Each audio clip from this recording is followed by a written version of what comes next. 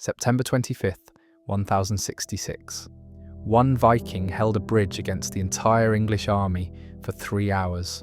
40 soldiers died trying to cross. He only fell when someone floated beneath in a barrel and speared him from below.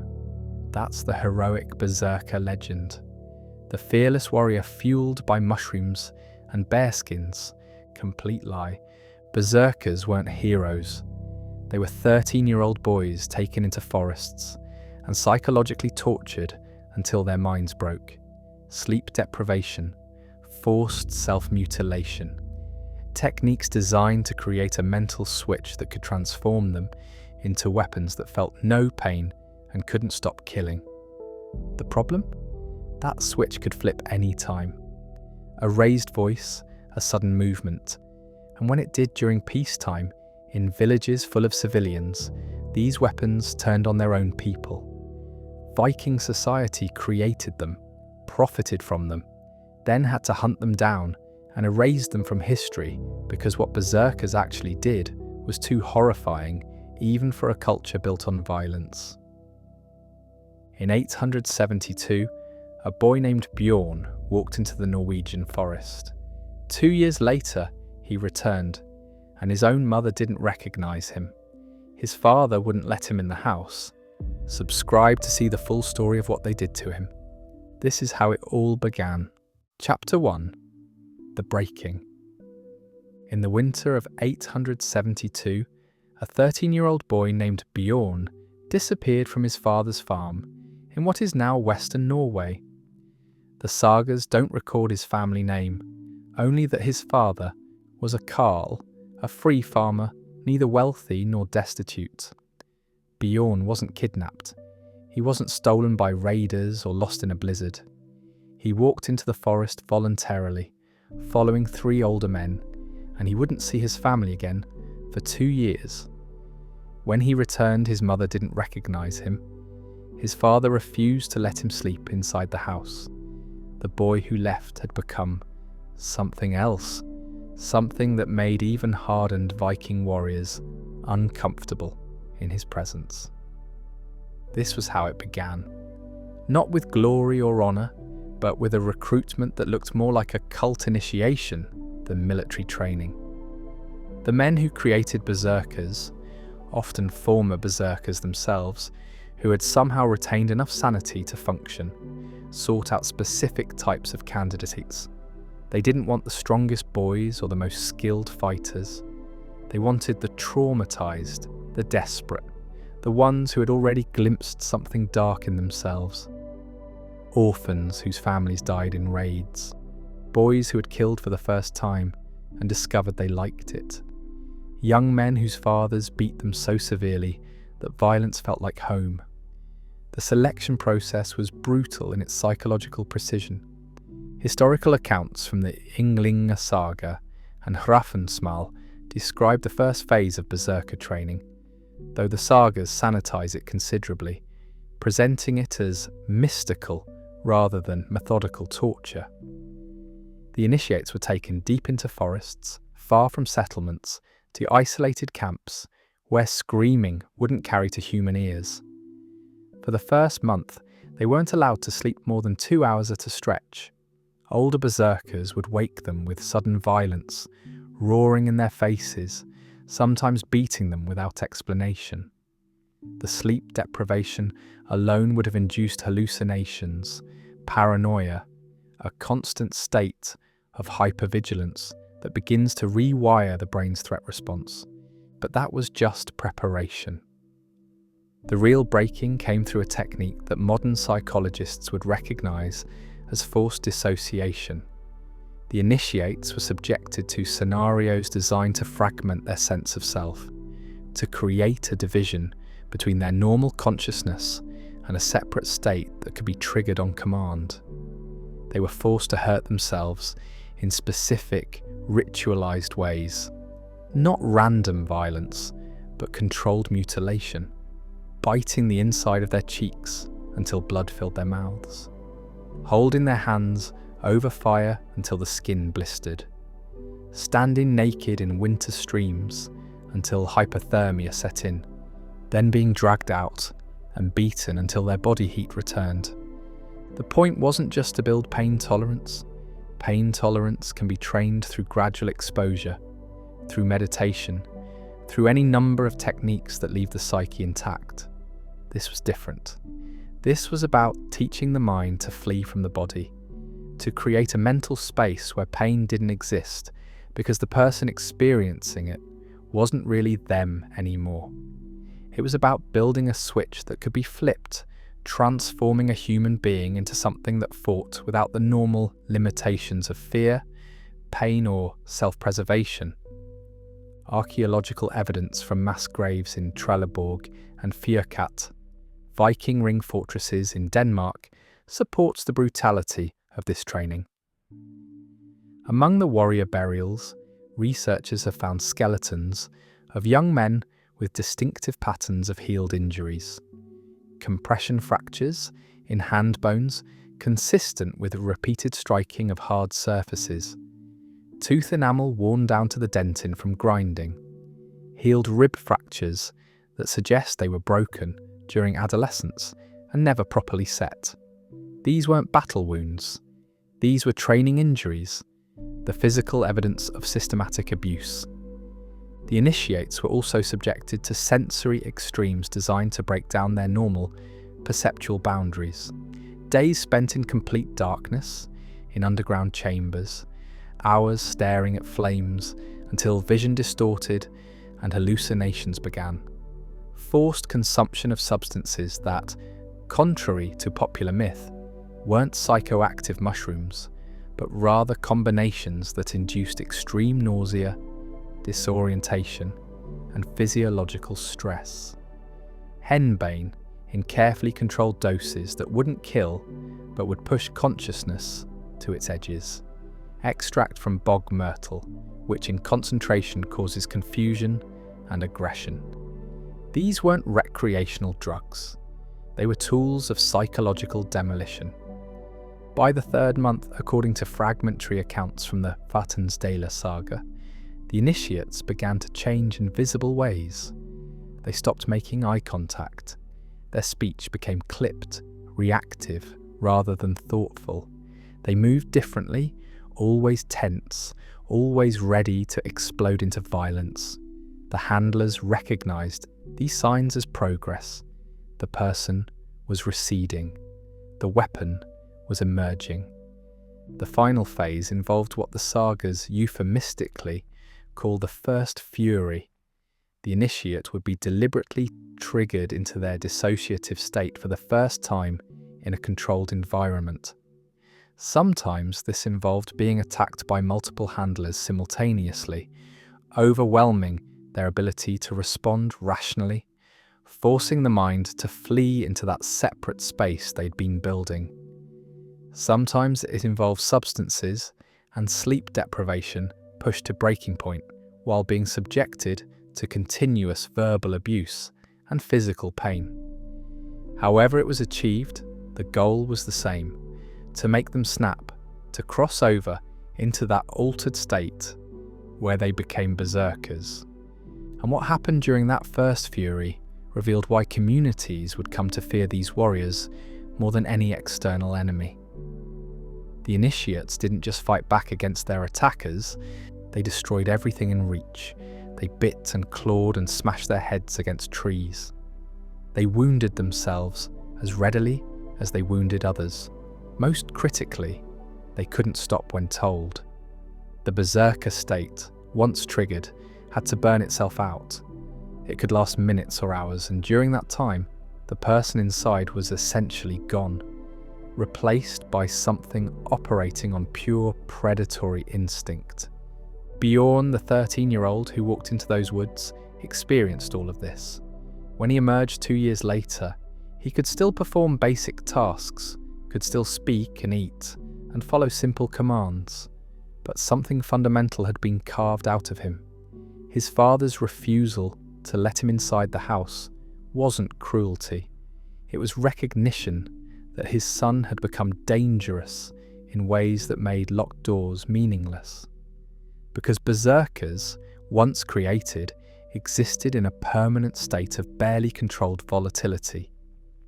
The switch that had been installed in their psyche could be triggered by stress, by anger, by fear, by anything that reminded them of their training. And when it flipped, they became what they had been designed to be, uncontrollable engines of violence.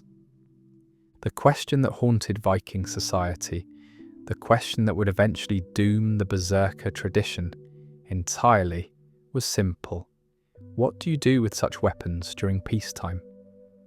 The answer, documented in legal codes and saga accounts and archaeological evidence from massacre sites, was nothing good. The first time Bjorn entered berserkergang, the battle fury in actual combat, came on a grey morning in 874 during a raid on the Northumbrian coast. He was 15 years old and had been with the raiding party for 3 months. Though calling him part of the crew wasn't quite accurate, the berserkers travelled with Viking forces but weren't integrated into them. They slept apart from other warriors. They ate after everyone else. During the weeks at sea, the regular fighters watched them with the same wariness you'd watch a chained wolf, aware that chains could break. The raid itself was unremarkable by Viking standards. A small monastery, perhaps 30 monks, some wooden buildings, silver candlesticks and illuminated manuscripts, the usual targets. The raiders expected minimal resistance. Monks weren't soldiers. This was supposed to be simple intimidation, quick violence, and retreat to the ships with plunder before any local Thegan could rally a defence. The raid leader probably didn't think he'd need his berserkers at all, but something went wrong. A local warrior and his men happened to be passing nearby and heard the monastery bells ringing in alarm. Within minutes, the Vikings found themselves facing 24 trained English soldiers in chainmail and helmets, carrying proper weapons, men who knew how to form a shield wall. This was the moment berserkers were designed for. The raid leader gave the signal, a specific whistle that all berserkers were trained to recognise. Then he and the other handlers began the trigger sequence. They shouted specific phrases at the 3 berserkers with the raiding party, words that had been burned into their minds during training. They struck them on their shoulders and backs with wooden rods, not hard enough to injure, but sharp enough to activate muscle memory from countless training sessions. They forced the berserkers to bite their own forearms until blood came, the taste of their own blood being one of the most reliable triggers for the dissociative state. According to the account in the Gesta Danorum, though the details have been debated by historians, what happened next took less than 3 minutes from trigger to total transformation. The berserkers' breathing changed first, becoming rapid and shallow, then deep and rhythmic, almost like they were hyperventilating. Their pupils dilated until their eyes looked black, muscles tensed and released in waves, the body preparing for explosive movement. Then they began to shake, a full-body tremor that intensified until they were vibrating with contained energy. Some berserkers bit through their shields at this point, the wood splintering between their teeth. Some clawed at their own faces until blood ran down their cheeks. Bjorn did neither. He simply stared at the English shield wall, his jaw working silently, grinding his teeth so hard that years later his skull would be found with the molars worn nearly flat. The transformation took approximately 2 minutes. Then the handlers released them with a single word, a command that meant nothing in Old Norse, but had been imprinted during training as the signal to attack. The berserkers exploded forward. Modern combat veterans who have studied historical accounts of berserker attacks describe them as resembling a specific type of battlefield psychosis seen occasionally in modern warfare, where soldiers who have suffered severe trauma sometimes enter a dissociative state and attack with suicidal recklessness. But berserkers were trained into this state deliberately. They didn't run at the enemy. They sprinted with a speed that seemed impossible for men carrying weapons, closing the 30 yards between the Viking line and the English shield wall in seconds. They didn't try to break through the shields or find gaps in the formation. They threw themselves at the wall like battering rams, using their own bodies as weapons. Bjorn hit the shield wall first. An English soldier's spear caught him in the left shoulder, the blade punching through muscle and scraping bone. In any normal fighter, this would have ended the charge. The pain alone would have been debilitating. But Bjorn didn't slow down. Witnesses on both sides reported that he grabbed the spear shaft with his right hand and pulled himself forward along it, forcing himself deeper onto the blade so he could reach the soldier holding it. His left arm hung useless, blood soaking his tunic, but his right hand found the Englishman's throat, and he dragged the soldier out of formation by his neck. Then he bit into the man's face, tearing away flesh, spitting it out, biting again. The other English soldiers in that section of the shield wall broke formation, horrified, stumbling backward to get away from what they were seeing. The other two berserkers hit the wall seconds later, creating similar chaos. One had taken a sword cut across his ribs that exposed bone, but he fought as if his torso were intact, swinging his axe in wild arcs that shattered shields and broke arms.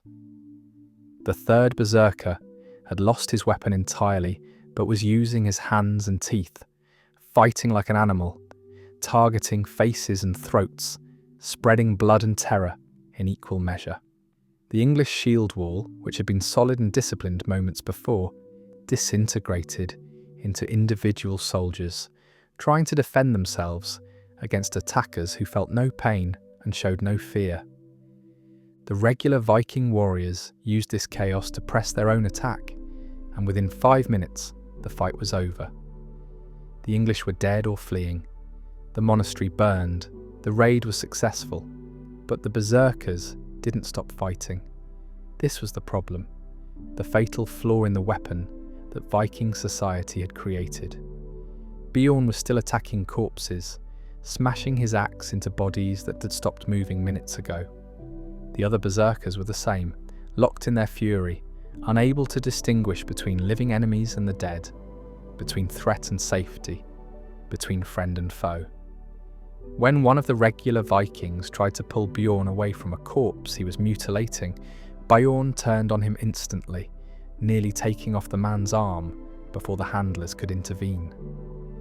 The handlers, the experienced warriors who managed berserkers, carried special tools for this situation. Heavy weighted nets that could entangle arms and weapons. Thick rope that could be used to bind without getting too close. Wooden clubs for striking pressure points that might interrupt the berserker state long enough to get control, but mostly they relied on exhaustion. They would surround the berserkers at a safe distance and wait for the fury to burn out. Sometimes this took 30 minutes, sometimes it took hours. During that time, the berserkers were effectively useless to the raiding party and dangerous to everyone present. Bjorn's first fury lasted nearly 2 hours. By the time it ended, he had collapsed from blood loss and exhaustion. The spear wound in his shoulder had been bleeding the entire time, and he'd torn the injury worse through his own violent movements. When consciousness returned, he didn't remember the battle. The handlers told him he'd fought well, that he'd killed 4 Englishmen, that his fury had broken the shield wall. But Bjorn had no memory of any of it. That was part of the dissociation, part of what made the berserker state possible. The person who fought wasn't really him, it was something else wearing his body, and when it retreated, it took all memories of its actions with it. The raid leader was pleased. The berserkers had performed exactly as designed. The plunder was secured with minimal losses to the regular fighters. On the voyage back to Scandinavia, the berserkers were given extra shares of the spoils, though they weren't allowed to handle the division themselves.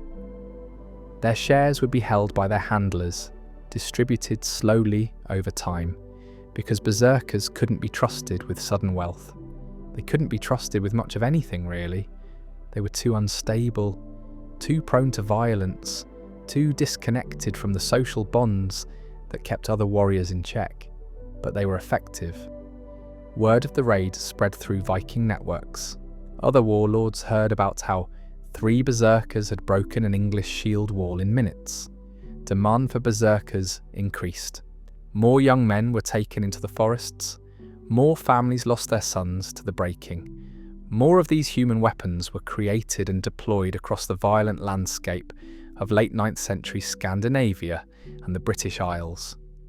What nobody discussed publicly, what the sagas gloss over or omit entirely, was what happened to berserkers between raids. When there were no battles to fight, no enemies to attack, no acceptable outlets for the violence that had been programmed into them. That silence in the historical record isn't accidental. It's deliberate erasure, an attempt to hide something that shamed a society not easily shamed by violence.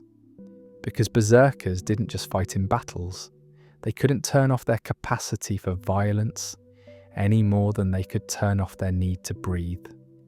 And what they did in the quiet times, in the winters when raiding season ended and they returned to Scandinavian villages, revealed the true cost of creating warriors who existed beyond the boundaries of normal human psychology. Bjorn survived his first battle. He survived many more over the next 8 years. He became one of the most feared berserkers in Western Norway, his reputation spreading until warlords competed to include him in their raiding parties. But survival for a berserker was different than survival for a normal warrior. Every battle triggered the dissociative state that had been carved into his mind during training. Every fury reinforced the neurological pathways that made it easier to slip into violence. Over time, the triggers became less specific, more easily activated. A raised voice, a sudden movement, the taste of blood from a bitten cheek. Any of these could flip the switch, and when it flipped, Bjorn became what he'd been trained to be, a weapon that couldn't distinguish between battlefield and village, between enemy and neighbour, between combat and murder. The winter of 879 was particularly harsh in western Norway. Crops had failed. Game was scarce. Tensions ran high in the small communities, trying to survive until spring. Bjorn was 20 years old and hadn't raided in 4 months. He was staying in a settlement near Stavanger, living in a small structure on the edge of the village, isolated from the main longhouses, because nobody wanted a berserker sleeping nearby. On a frozen February morning, something happened. The accounts vary, but most agree on the basic sequence: a dispute over food, words exchanged, someone pushing someone else. Bjorn was there. The trigger activated. And what came next was why villages paid berserkers to leave, why families barred their doors when one approached, why Viking society would eventually decide these warriors were too dangerous to tolerate. That incident wasn't isolated. Across Scandinavia, similar events played out with predictable regularity.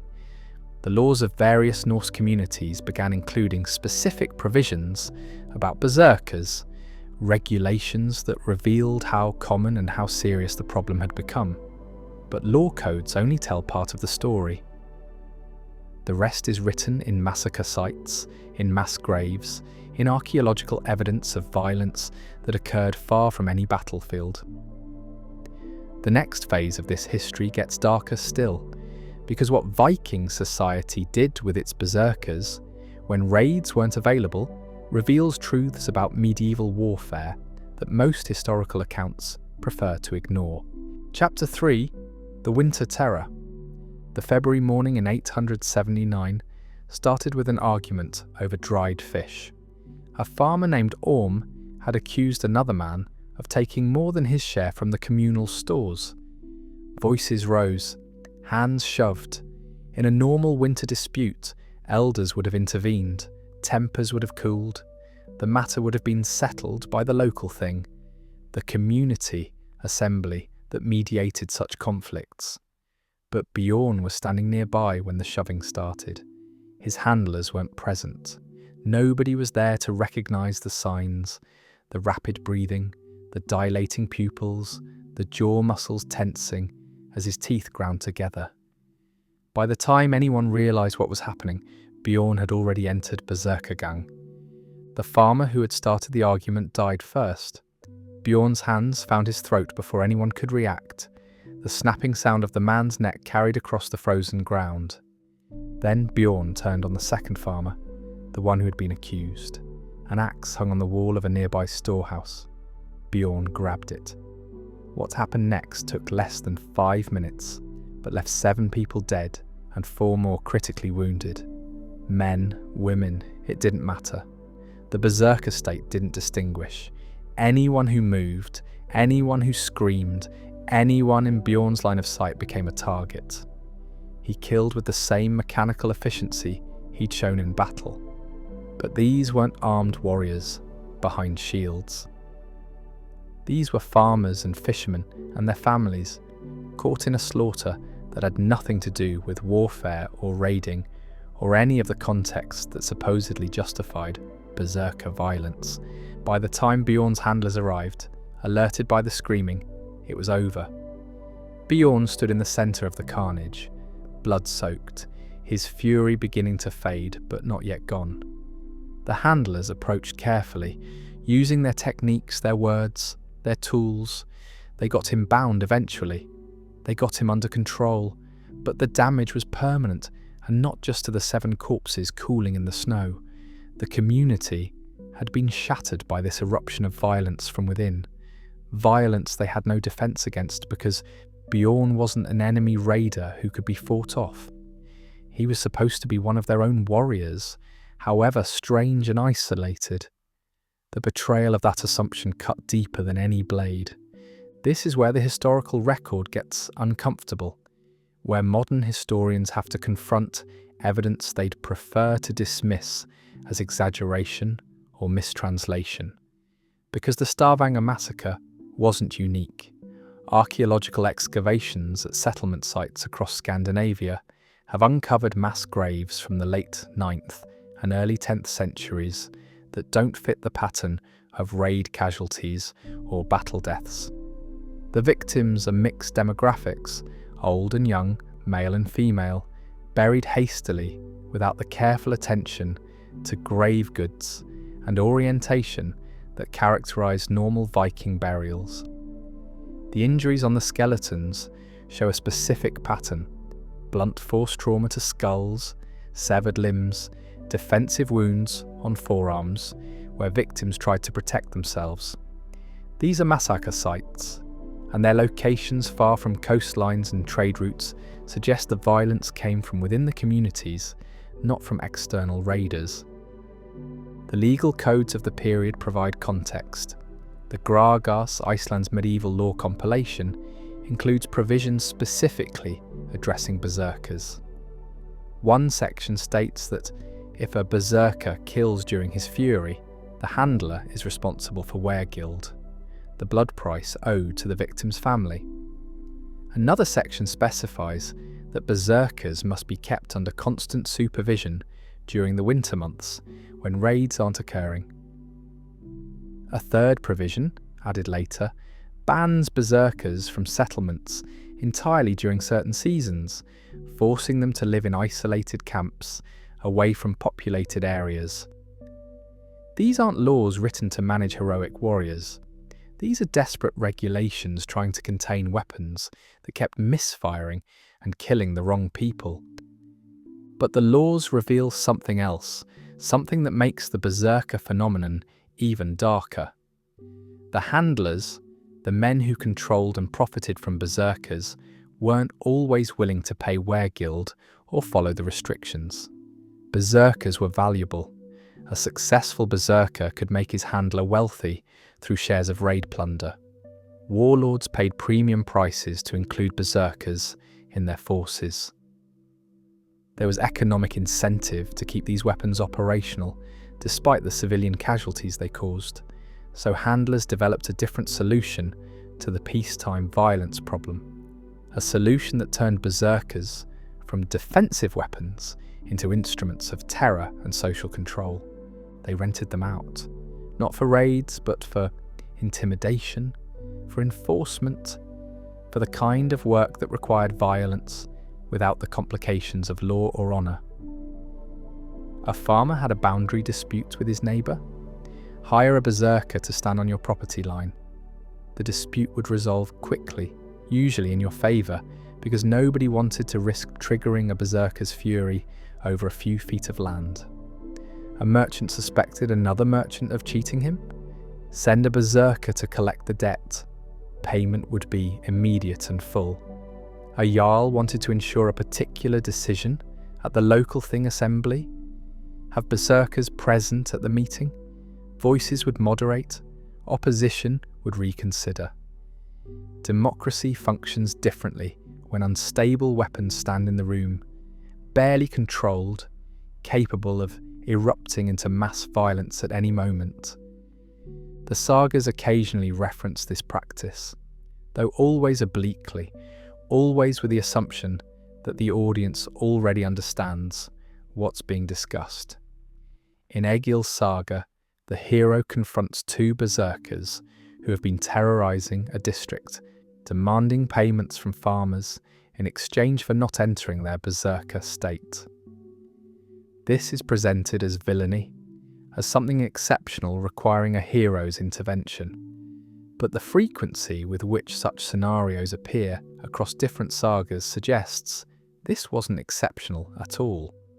It was common practice, so common that storytellers could reference it with minimal explanation and expect their audience to grasp the situation immediately. The archaeological record supports this interpretation through a different type of evidence: hoards. Buried treasure caches from this period show unusual patterns in certain regions of Scandinavia. Small hoards, too small to represent a wealthy farmer's life savings, buried with no grave goods and never retrieved. Historians have traditionally interpreted these as emergency caches hidden during raids and lost when the owner died. But the distribution pattern doesn't match raid routes. These hoards cluster around settlements and their contents suggest regular payments rather than accumulated wealth. They look like protection money, buried regularly by farmers who are paying someone to stay away. And when cross-referenced with settlement sites that show evidence of sudden violent events, a pattern emerges. Communities that stopped making payments often experienced massacres shortly afterward. Bjorn became part of this system.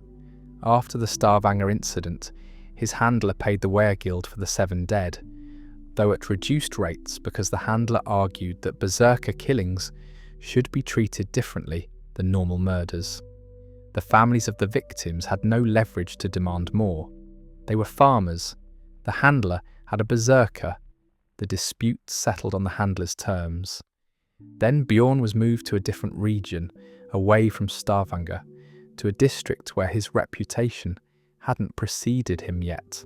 His handler began hiring him out for enforcement work, situations where implied violence was worth more than actual combat. Bjorn would be sent to stand outside a farmstead, silent, visibly unstable, while his handler conducted business inside. The farmer would see the berserker through the door, would understand what could happen, and would agree to whatever terms were being proposed. This work damaged berserkers in ways that battlefield violence didn't. Battle had structure, had purpose, had the justification of survival and victory. This was just terrorizing civilians for profit. It reinforced the dissociative state, required berserkers to exist constantly on the edge of fury without release, maintained them in a state of permanent psychological warfare against their own people. The triggers became more sensitive. The time between fury episodes shortened. Berserkers who did this work for extended periods began to deteriorate, their control slipping, their ability to return from the berserker state diminishing. Some never came back fully, remaining in a permanent twilight state, not quite in full berserkergang, but not quite human either. Those were usually killed by their handlers once they became more liability than asset, taken into the forest and dealt with quietly. Their bodies left for scavengers because no one wanted to bury a berserker and risk them somehow coming back. The winter months were worst. Raiding season ran roughly from April to October, when weather and daylight made sea travel feasible. From November to March, berserkers were trapped on land, with no battles to fight and no acceptable outlets for the violence that had been programmed into them. Handlers tried various methods to manage this. Some kept their berserkers in isolated camps, essentially prisons, where they could train and maintain the dissociative state without threatening civilians. Others used them for winter work, logging camps or fishing operations, where the physical labour was exhausting enough to suppress some of the volatility. Some simply let them loose in enemy territories, pointing them at rival jarls' lands and accepting whatever massacres resulted as a form of low-intensity winter warfare. But the most disturbing use of berserkers during peacetime, the practice that would eventually turn Viking society against them entirely, involved judicial proceedings. When the Thing assembly needed to carry out executions or punishments too severe for normal warriors to stomach, they used berserkers. This wasn't secret. It was official policy in some regions, documented in legal codes and saga accounts. Berserkers were designated as executioners, particularly for the most brutal sentences. Blood eagle rituals for oath-breakers, dismemberment for thieves, slow deaths for those convicted of sorcery or serious betrayals. The logic was practical, if horrifying. Berserkers could inflict extreme violence without psychological damage, because they performed the work in their dissociative state, remembered none of it afterward, and felt no guilt or remorse for actions they couldn't recall. They were perfect instruments for the kind of judicial cruelty that medieval law demanded, but that would break the psyche of normal executioners. This practice is documented in the Gortrek saga and referenced obliquely in several other sources. The saga describes a berserker named Starkad who performs blood eagles on multiple victims, the ritualistic carving of the ribs away from the spine and pulling the lungs through the opening to create the appearance of wings. The saga presents this as proof of Starkad's strength and dedication to justice. Modern readers recognise it as evidence that Viking society was using severely traumatised men to perform atrocities that even their violence-accepting culture found difficult to witness. The victims suffered incomprehensibly brutal deaths. The berserkers suffered continued psychological damage from being instruments of torture, and the communities suffered from normalising this level of violence as an acceptable part of law enforcement. Bjorn never performed judicial executions, but he witnessed several. His handler took him to a Thing assembly in 881, where a man had been convicted of murdering a jarl's son. The sentence was death by blood eagle. Another berserker performed the execution, entering his fury state under careful handler supervision, then being directed like a weapon toward the bound victim. The execution took nearly an hour. The crowd watched in silence, some in horror, some with the grim satisfaction that justice was being served, most simply numb to violence they'd seen too many times before. When it ended, the executioner berserker was still in his fury state, covered in blood, unable to return to normal consciousness. His handlers had to bind him and drag him away while he thrashed and screamed, the execution complete, but the weapon still armed and dangerous. This was the reality of berserkers in Viking society. They weren't heroic warriors who chose to fight with supernatural fury. They were broken men, traumatized into a dissociative state, used as weapons in battle and instruments of terror in peace, maintained by handlers who profited from their violence and disposed of them when they became too damaged to control. The mythology of berserkers as elite warriors choosing a path of glory was a lie constructed to hide a practice that amounted to deliberate psychological destruction for military and economic benefit. And the more Viking society used these weapons, the more unstable they became, until eventually the question became not whether berserkers were effective, but whether any society could survive keeping such weapons within its own borders. By the early 10th century, something had shifted in Scandinavian attitudes toward berserkers. The shift is visible in the archaeological record through absence rather than presence, graves that clearly identify the occupant as a berserker, through specific weapon placements and unusual burial practices become increasingly rare after 920. Legal codes begin including harsher penalties for berserker violence and more restrictive regulations on their handlers. Saga literature from this period treats berserkers not as heroes, but as problems to be solved, obstacles for protagonists to overcome, rather than weapons to be wielded. The cultural celebration of berserker fury that characterized earlier periods gives way to unease, then to active hostility. What changed? The answer involves multiple factors converging in ways that made berserkers untenable. First, Christianity was spreading through Scandinavia, bringing with it a fundamentally different framework for understanding violence and psychological states. Second, centralized kingdoms were emerging, replacing the fractured Jarl-dominated territories where berserkers had thrived. Third, and perhaps most importantly, the berserker system was collapsing under its own weight. Too many damaged men, too many peacetime massacres, too many communities that decided they would rather fight off raiders without berserker help than live with the constant threat of internal violence. But before we examine how berserker culture ended, we need to understand what modern psychology and neuroscience reveal about what was actually happening to these men. Because the berserker state wasn't magic or supernatural fury, it was a specific cluster of psychological and physiological responses that can be identified, explained, and unfortunately reproduced.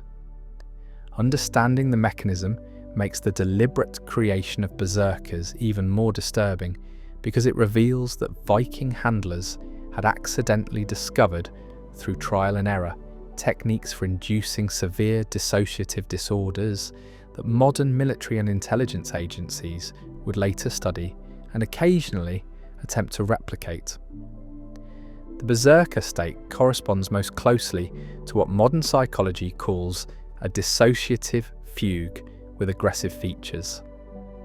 Dissociation is a mental process where consciousness separates from immediate experience as a defense mechanism against overwhelming trauma. In severe cases, this separation can become so complete that the person loses awareness of their identity, their surroundings, and their actions. They enter an altered state where normal inhibitions, pain responses, and social conditioning cease to function. This is rare in modern populations and usually occurs involuntarily in response to extreme trauma. Berserkers were trained to enter this state on command. The training techniques used to create berserkers map almost perfectly onto methods known to induce dissociative disorders. Sleep deprivation disrupts the brain's ability to integrate experience and memory, making it easier for consciousness to fragment. Repeated pain and self-harm teach the mind to separate from the body, to observe suffering from a psychological distance rather than experiencing it directly. The combination of sensory extremes, darkness and bright light, silence and overwhelming noise, cold and heat, prevents the brain from establishing stable baselines for perception. making reality itself feel unreliable and negotiable.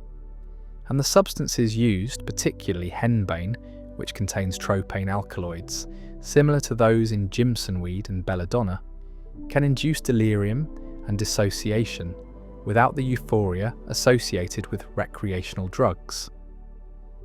The neuroscience is equally revealing. Brain imaging studies of combat veterans experiencing dissociative episodes show decreased activity in the prefrontal cortex, the region responsible for executive function and behavioral control, while showing increased activity in the amygdala, the fear and aggression center. Blood flow patterns change, with reduced oxygen reaching areas associated with decision-making and empathy, while increased oxygen goes to regions controlling reflexive action and threat response. Heart rate variability decreases, a sign that the nervous system has shifted into a sustained fight-or-flight state. Pain perception drops dramatically, not because pain signals aren't being generated, but because the brain regions that process those signals as suffering aren't functioning normally. This pattern matches historical descriptions of berserkers in battle. They attacked with speed and aggression that seemed impossible, not because they were stronger than normal warriors, but because they weren't inhibited by the normal caution that comes from anticipating pain and injury. They sustained wounds that would incapacitate normal fighters, not because they were more physically resilient, but because their brains weren't processing pain signals as threats requiring immediate response. They showed no fear and took no prisoners, not because they were exceptionally brave or cruel, but because the parts of their brain responsible for complex social decision-making weren't online. They were operating on pure predatory instinct, mediated by the most primitive regions of the human brain, the areas we share with predatory animals and that normally get overridden by higher cognitive functions. The problem, the fatal flaw in the berserker weapon, was that human brains aren't designed to function this way repeatedly without damage. Each episode of severe dissociation makes future episodes more likely and easier to trigger. The neural pathways that allow consciousness to split from experience get reinforced with use, like trails through a forest that become roads with repeated travel. Eventually, those pathways become so well established that the person starts slipping into dissociative states without deliberate triggering, whenever stress or stimuli reach certain thresholds. This is why older berserkers became increasingly unstable, why the triggers became less specific, why they eventually couldn't maintain normal consciousness at all. Modern psychiatry has a term for this progressive deterioration: chronic complex dissociative disorder. It's seen in survivors of prolonged torture, in victims of extended childhood abuse, in prisoners of war subjected to deliberate psychological breaking. It's extremely difficult to treat even with modern therapeutic techniques, and the prognosis for full recovery is poor. Viking society had no therapeutic techniques at all. Once a berserker began deteriorating past a certain point, there was no fixing them. They could only be managed until they became unmanageable, and then they had to be eliminated. Bjorn reached that point in the winter of 883. He was 24 years old and had been a berserker for 12 years. His handler noticed the signs: episodes of dissociation triggered by increasingly minor stimuli, difficulty maintaining normal speech and interaction even when not in berserker state, periods of catatonia alternating with explosive aggression. Bjorn was becoming more weapon than man, and weapons that fire randomly are worse than useless. They're liabilities.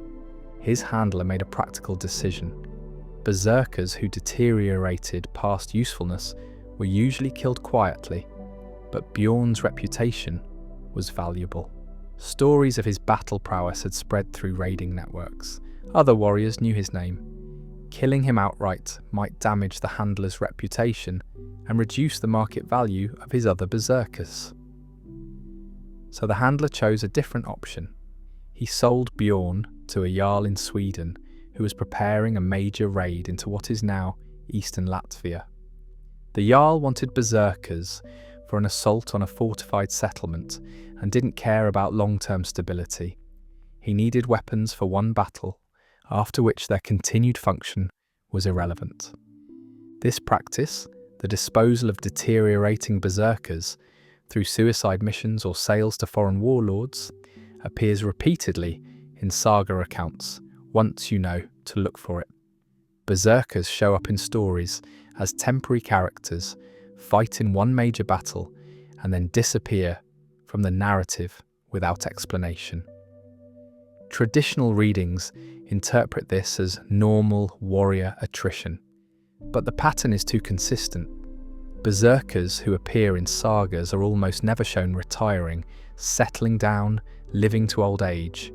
They fight and then they're gone. And the sagas don't feel the need to explain what happened because the audience already knew.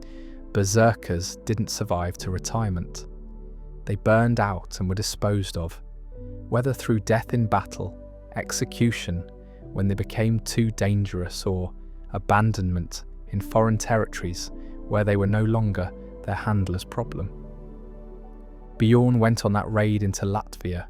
Historical records from the region, compiled by German chroniclers decades later, describe a Viking attack on a settlement near modern-day Riga in late summer of 883. The attack was particularly brutal, even by Viking standards, with reports of attackers who seemed immune to injury and killed indiscriminately. The settlement fell, the Vikings took their plunder and sailed away. Bjorn wasn't with them when they left. Whether he died in the assault, was killed by his own side when his fury didn't subside, or was simply abandoned in enemy territory, is unknown. The saga mentions him one final time, briefly, noting that he fell in the east without details or commemoration. For a warrior whose battle prowess had made his handler wealthy, this erasure is telling. Berserkers weren't celebrated when they died. They were forgotten as quickly as possible, their stories simplified or eliminated, their existence minimized in the historical record. This deliberate erasure extends beyond individual berserkers to the practice itself. As the 10th century progressed and Scandinavian society began actively rejecting berserker culture, the historical record becomes increasingly silent about how berserkers were actually created and used. Saga accounts that must have been written by people who witnessed berserkers first-hand describe them in vague terms, as if possessed by spirits or granted supernatural power by gods, avoiding any detailed explanation of the training, the handlers, the commercial aspect of the berserker business. Later Christian chroniclers, writing about pagan Scandinavian practices, mention berserkers but frame them as evidence of demonic influence rather than as products of deliberate psychological abuse. The actual mechanisms, the cold practical reality of how Viking society manufactured these weapons, becomes hidden beneath layers of mythology and supernatural explanation. But the physical evidence remains: mass graves with the distinctive trauma patterns, isolated burials of young men with training injuries and signs of violent death, legal codes with their increasingly desperate restrictions, settlement sites showing sudden abandonment following massacre events, and most tellingly, the sudden near-complete disappearance of berserker references after the mid-10th century, suggesting not gradual decline, but active suppression, a society making a conscious choice to eliminate a practice it had created and profited from, but could no longer control. That elimination didn't happen peacefully. Berserkers and their handlers had too much to lose, too much invested in a system that had made some of them wealthy and powerful. When Scandinavian kingdoms began passing laws not just restricting berserkers, but banning them entirely, when Christian missionaries began demanding that communities renounce berserker practices as incompatible with the new faith, when local assemblies started refusing to pay for berserker services and instead organising to drive them out, the berserkers and handlers fought back. The final chapter of berserker history involves a war within Viking society itself, communities and kingdoms hunting down men they had created, trying to eliminate weapons that wouldn't be peacefully decommissioned. And that conflict revealed truths about what berserkers had become, that even their darkest reputation hadn't fully captured. Chapter 5. The Hunting.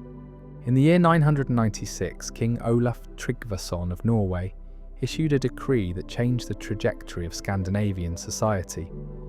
The decree was short, only 3 sentences in the surviving record, but its implications were sweeping. Berserkers were banned throughout the kingdom. Their handlers were to be prosecuted as criminals, and any community harbouring berserkers would face royal punishment. This wasn't a regulation or restriction like the earlier legal provisions. This was elimination, and it was backed by the full force of a centralising Christian monarchy that saw berserker culture as both a political threat and a spiritual abomination.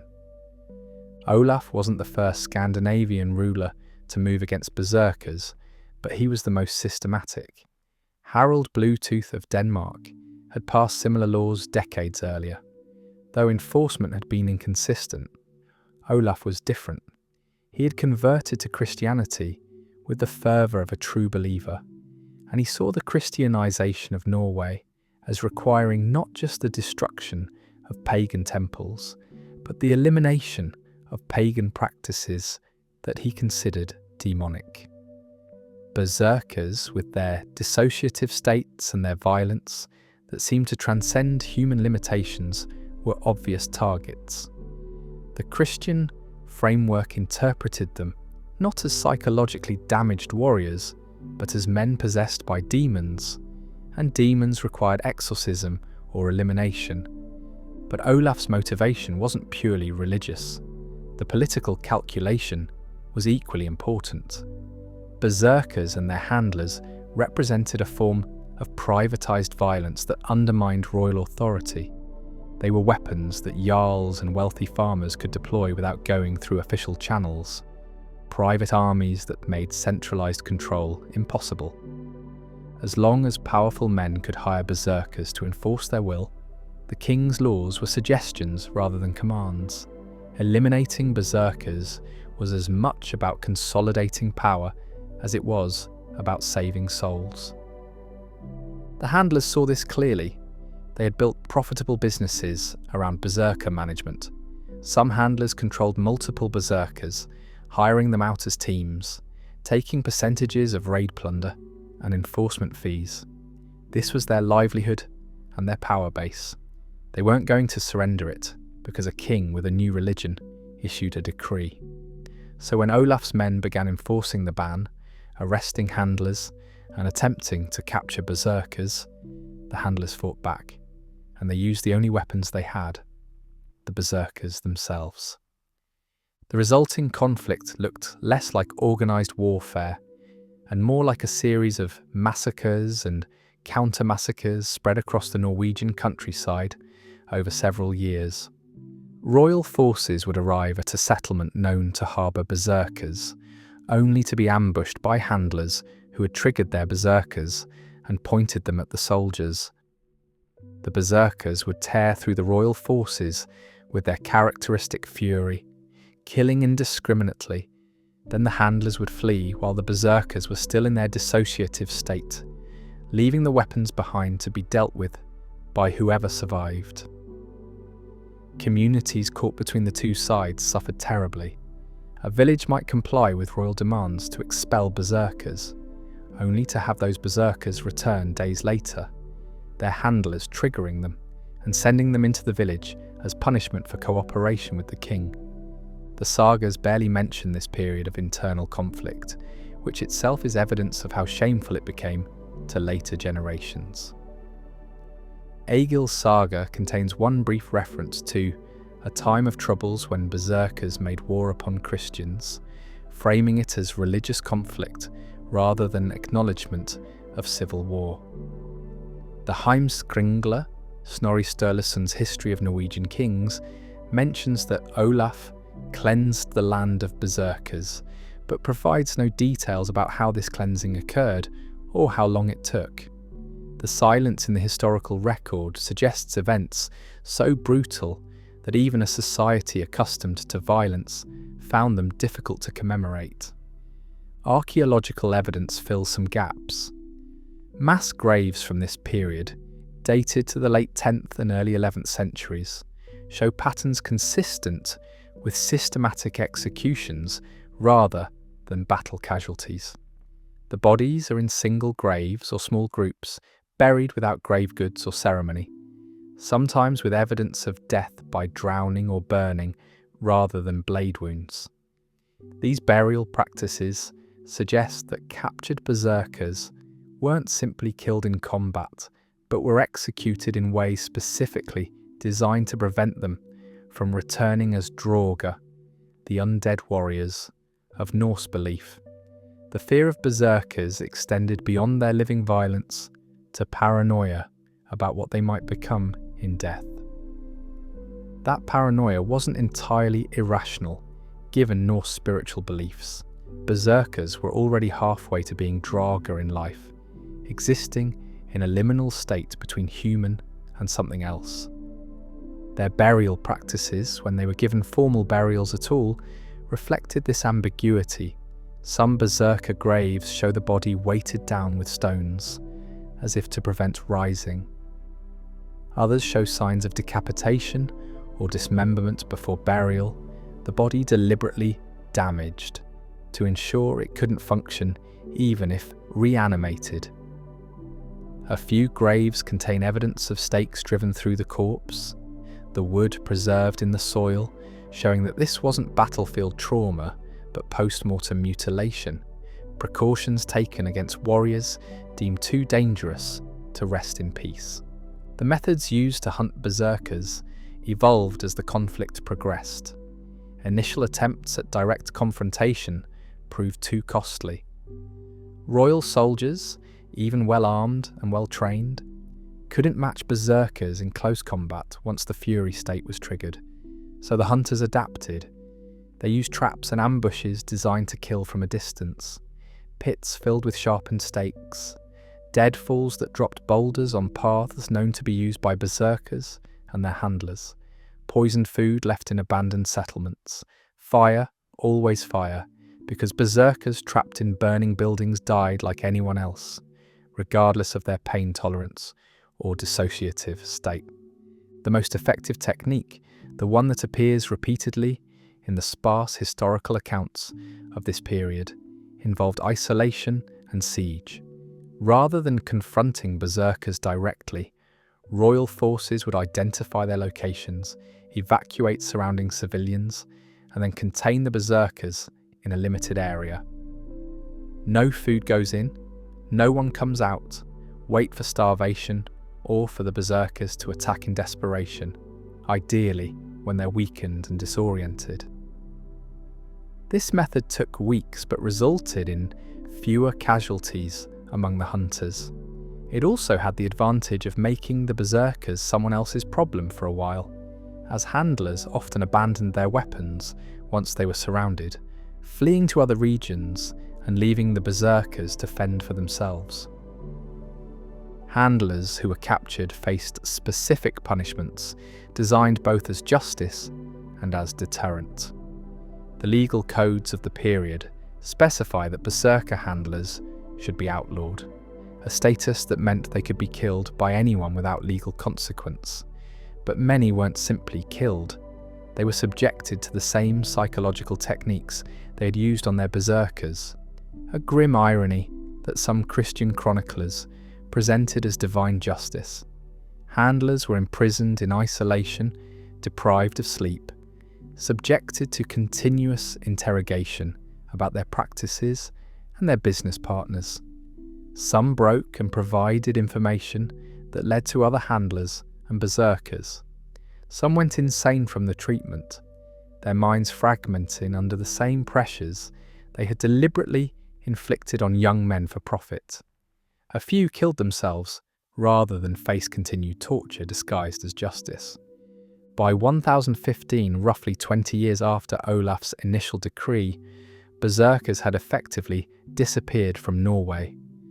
A few might have survived in remote regions, hidden by communities too isolated to face royal enforcement or too loyal to their local jarls to comply with central authority.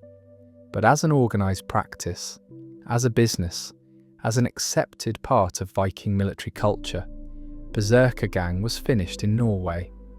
The model spread to other Scandinavian regions. Denmark had already begun similar suppressions under Christian kings. Sweden would follow within a few decades. Iceland, always independent and resistant to external pressure, held out longer but eventually passed laws in 1123 that specifically banned berserker practices and authorised their execution without trial. The speed of this elimination, once it began in earnest, suggests that Viking society was ready for it. The communities most affected by berserker violence didn't resist the bans.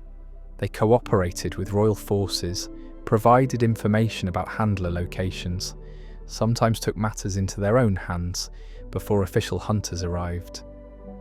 The popular support for berserker culture, to the extent it had ever existed, had evaporated over decades of peacetime massacres and enforced terror.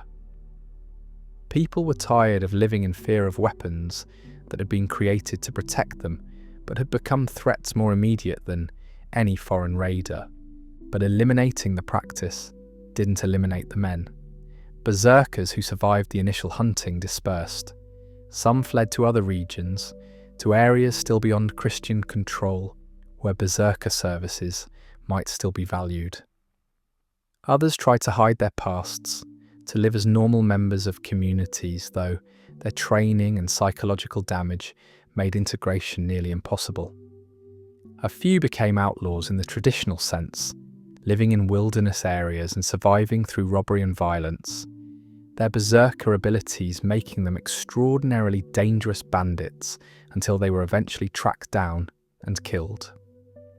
The last confirmed references to active berserkers in Scandinavian sources date to the mid-12th century, more than 150 years after the initial bans, suggesting that a few survived on the margins of society for generations, too damaged to function normally, but too effective at violence to be easily eliminated. Chapter 6, The Erasure. What happened to berserker culture after its suppression reveals how history gets rewritten by victors and survivors. Within a century of the practice ending, the sagas began presenting berserkers not as products of deliberate psychological abuse, but as supernatural warriors, blessed or cursed by gods. Their abilities mysterious and their violence somehow cleaner than the historical reality. The uncomfortable truths about how they were created, how they were used between battles, how they terrorized the communities they were supposed to protect. All of this started disappearing from the historical record, replaced by a mythology that was easier to celebrate or condemn without confronting the systematic nature of what Viking society had done. This erasure wasn't accidental.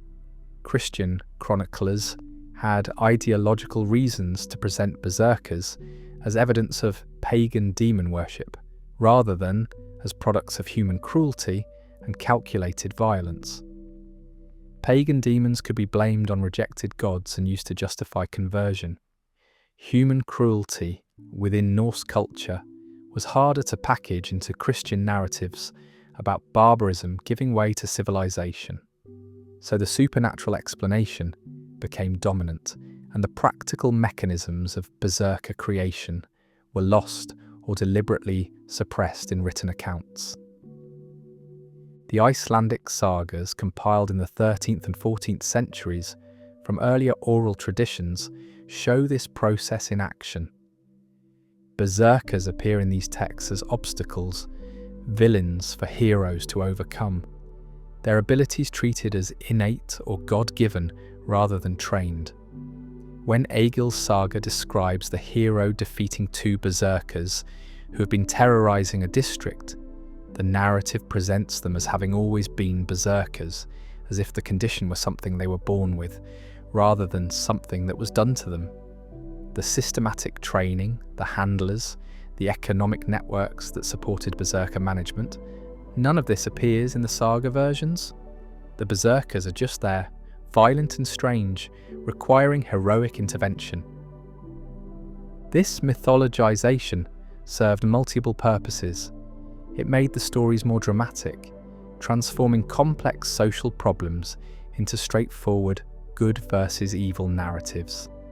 It protected the reputations of families whose ancestors might have been handlers or who had profited from berserker violence. And it allowed Viking descendants to remember their martial culture while forgetting the parts that had become shameful, even by medieval standards. The result was a historical amnesia that persisted for centuries, creating the romanticized berserker mythology that continues today.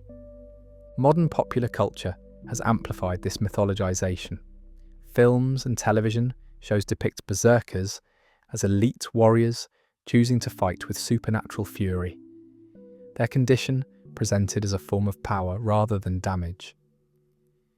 Video games treat berserker rage as a skill or ability, something that can be activated and controlled at will. Even historical fiction that aims for authenticity often falls back on the supernatural explanation, because the real story, the story of deliberate psychological destruction for military and economic benefit, is too disturbing and too complicated for entertainment narratives that need clear heroes and villains. But the archaeological and legal evidence can't be mythologized away. The mass graves remain. The legal codes with their desperate restrictions remain. The burial practices designed to contain dangerous dead remain.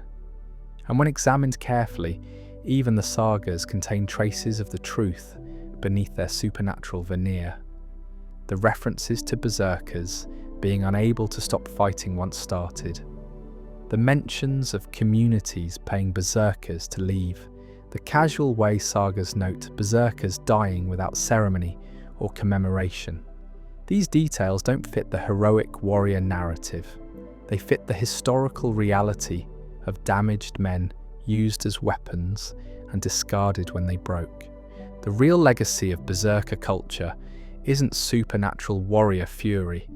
It's a case study in how societies can systematically create psychological damage for practical purposes, profit from that damage, and then eliminate the evidence when the costs become too high.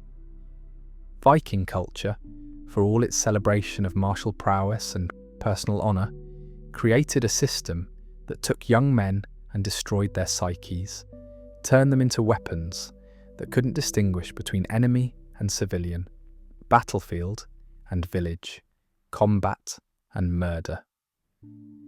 They did this knowingly, deliberately, with calculated techniques that sound disturbingly similar to modern torture protocols designed to break prisoners. They profited from it through raid shares and enforcement fees, and when the weapons they created became too dangerous to maintain, when centralized kingdoms and Christian conversion provided both the motivation and the means, they eliminated the practice and then spent centuries hiding what they had done beneath layers of supernatural mythology. The handful of berserkers who survived long enough to tell their stories, if any did, left no written records. Berserkers were generally illiterate, their training beginning too early for education, and their psychological state making careful thought and communication difficult. If any handler ever documented the actual techniques used to create berserkers, those documents didn't survive or were destroyed during the Christian conversion period. What remains are fragments, hints, evidence that requires careful interpretation because the full truth was deliberately obscured by people who understood that what they had done, what their society had built and maintained for generations, was indefensible even by medieval standards that accepted levels of violence modern people find incomprehensible. The last documented reference to a living berserker comes from Iceland in 1123, a brief mention in a law code specifying that a man named Surt, described as having been a berserker in his youth, should be watched carefully by his community and restrained if he showed signs of entering his fury state. Surt would have been in his 50s or 60s by then, one of the last survivors of a practice that had been officially banned for generations. The code doesn't say what happened to him, whether he lived out his life under supervision or was eventually killed when his condition made him too dangerous. He simply disappears from the record, the last echo of a phenomenon that had shaped Viking warfare and Viking society for more than 2 centuries. The Stamford Bridge berserker, the one from 1066 whose stand opened this entire story, might have been one of the last active combat berserkers. By then, the practice was already dying, banned in most of Scandinavia, maintained only in the most remote regions and the most traditional military forces. King Harald Hardrada's army, which included that berserker, represented an older style of Viking warfare that was becoming obsolete. Within decades, it would be entirely extinct, replaced by more organised military structures that had no place for uncontrollable weapons. The berserker's 3-hour stand, his 40 confirmed kills, his death by spear thrust from below, all of this belongs to the end of an era, the final gasp of a practice that Viking society had decided could no longer be tolerated. What we've inherited from berserker culture is mostly mythology, stories sanitized and simplified to the point of fantasy. The movies get it wrong. The video games get it wrong. Even most historical fiction gets it wrong because the truth doesn't fit entertainment narratives about heroic warriors. Berserkers weren't heroes. They were victims and perpetrators simultaneously. Young men whose psyches were deliberately destroyed to create weapons, who killed in battles they might not even remember, who terrorized communities during peacetime, and who were eventually hunted down and eliminated by the same society that had created them. Their handlers were entrepreneurs of violence, building businesses around psychological abuse and profiting from it until the market for their services collapsed.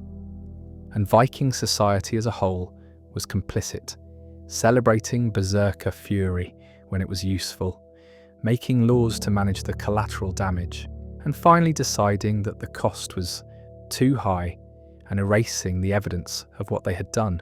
So that's what berserkers really were, not supernatural warriors blessed by Odin, not heroes choosing a path of glory. They were broken boys, deliberately traumatized into weapons, used until they malfunctioned, then hunted down and erased from history. The Vikings took children into forests and destroyed their minds because it was profitable. They terrorized their own communities during peacetime, and when the cost became too high, they eliminated the evidence and spent 1,000 years telling you the mythology instead. We remember the warrior on the bridge killing 40 men. We forget the 13-year-old who walked into the forest and came back unable to recognize his mother. We forget the villages paying protection money. We forget the mass graves and the desperate laws and the systematic hunting.